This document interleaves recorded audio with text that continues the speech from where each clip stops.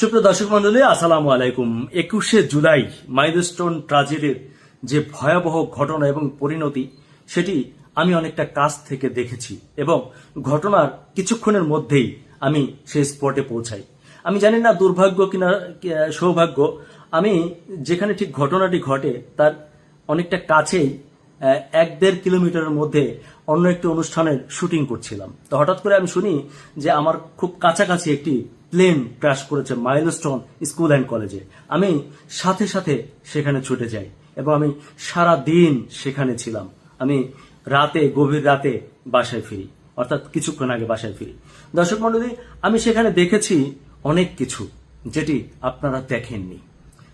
আমি আরো অনেক কিছু প্রত্যক্ষ করেছি। আমার কাছে মনে হয়েছে যে সকল বিষয়গুলো সকল মিডিয়ায় কিংবা সকল নিউজে আসেনি এবং আপনারা অনেকেই বিভ্রান্তির মধ্যে রয়েছেন। যেমন ধরুন, অনেকে বলছে যে এখানে আসলে 19 জন, 20 জন কিংবা 22 জন মানুষ মারা গেছে। আমি প্রথম ধাক্কায় অন্তত 12টি কিংবা তার চেয়ে বেশি লাশ পড়ে থাকতে দেখেছি এবং কিছু মানুষকে দেখেছি সে লাশগুলোকে নিয়ে যেতে এবং গুনতে। পরবর্তীতে আমরা খবর পেয়েছি আরো বেশ কয়েকটি ক্লাসরুমের মধ্যে অনেকগুলো লাশ ছিল। কিছুটা আমরা অনেক দূর থেকেই প্রত্যক্ষ করছিলাম। কোন স্টুডেন্টরা আমাদেরকে জানিয়েছে যে আমি এমন ক্লাস দেখেছি 2-3টি ক্লাসরুম, যে ক্লাসরুমের মধ্যে একজনও বেঁচে নেই, তারা সবাই নিহত হয়েছেন। কথা হচ্ছে এক একটা ক্লাসরুমে 40-50 জন স্টুডেন্ট থাকার কথা। যদি তাই হয় তাহলে লাশের সংখ্যা এত কম কিভাবে হয়? এটি নিয়ে একটি কনফিউশন দেখা দিয়েছে। তবে আমরা আশাবাদী, আমরা এখনো আশা রাখছি যে যেহেতু এখানে বাংলাদেশ সেনাবাহিনী আছে, বিমান বাহিনী আছে এবং ওনাদেরও ব্যাপক ক্ষয়ক্ষতি হয়েছে, এখানে লাশের সংখ্যা কমিয়ে দেখে হয়তো কারোরই স্বার্থ নেই।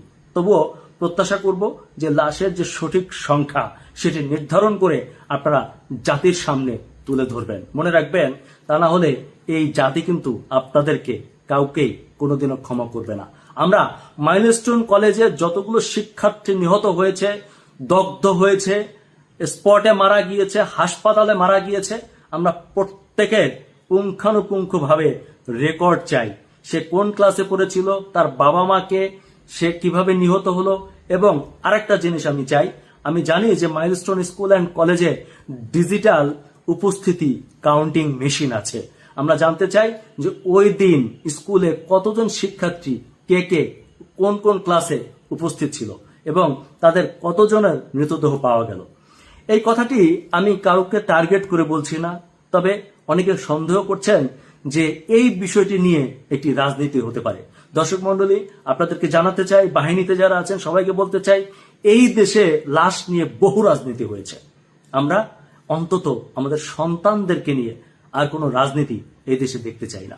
আমরা চাই যেন এটির একটি সুষ্ঠু তদন্ত রিপোর্ট আমাদের কাছে আসে এবং সত্যিকার অর্থে যারা নিহত হয়েছেন তাদের একটি তালিকা আমাদের কাছে স্পষ্ট হয়। আমরা যেন কোথাও থেকে অভিযোগ শুনি না যে এমনটি হয়নি, এমনটি হয়েছে কিংবা কম বেশি করা হয়েছে। আমি সকল শ্রেণীর, সকল পেশার এবং যারা যে দায়িত্বে যেখানে আছেন, বিভিন্ন মেডিকেলগুলো, মাইলস্টোন স্কুল অ্যান্ড কলেজ, আমাদের সেনাবাহিনী, বিমান বাহিনী যারা আছেন, আশা করি আপনারা সবাই মিলে এই কাজটি করবেন। তা না হলে আপনাদেরকে সবাই কিন্তু দোষের চোখে দেখবে, হয়তো একটা ব্লেম দিবে যেটা করেছে। নিশ্চয়ই আপনারা সেই ব্লেম নেবেন না এবং আপনারা সেটা প্রকাশ্যে আনবেন। আরেকটি ভুল ধারণা আছে, আমাদের অনেক ভাই দেখলাম প্রশংসা করে আমাদের যিনি পাইলট ছিলেন তার সম্পর্কে বলেছেন যে উনি চাইলে একটি ইজেক্ট বাটনে চেপে নিজেকে রক্ষা করতে পারতেন, কিন্তু তিনি বাচ্চাদের কথা চিন্তা করে সেটি করেননি, বরং বাচ্চাদের সাথে নিজেও প্রাণ দিয়েছেন। হ্যাঁ, ঘটনাটা ঠিক, কিন্তু আপনাদেরকে জানিয়ে রাখি আমিও স্পটে ছিলাম। আপনাদেরকে জানিয়ে রাখি সঠিক তথ্য হচ্ছে যে পাইলট প্লেন ক্র্যাশের আগেই ইজেক্ট বাটনে চাপ দিয়েছিলেন এবং তিনি প্যারাসুট নিয়ে উপরে উঠে গিয়েছিলেন। আমরা স্পটে সেই প্যারাসুটের বেলুনটিও পরে থাকতে দেখেছি, যার ফলে প্লেন যে ভবনে ক্র্যাশ করেছে প্যারাসুট এবং পাইলট অপর ভবনে ধাম করে পড়ে গিয়ে একটা রুমের মধ্যে ঢুকে অর্ধমৃত অবস্থায় ছিল এবং সেখান থেকে সেনাবাহিনী ওই পাইলটকে উদ্ধার করে এবং সিএমএইচে নেওয়ার পর তিনি মৃত্যুবরণ করেন। সঠিক তথ্য দিন, সঠিক তথ্যের সাথে থাকুন। ধন্যবাদ।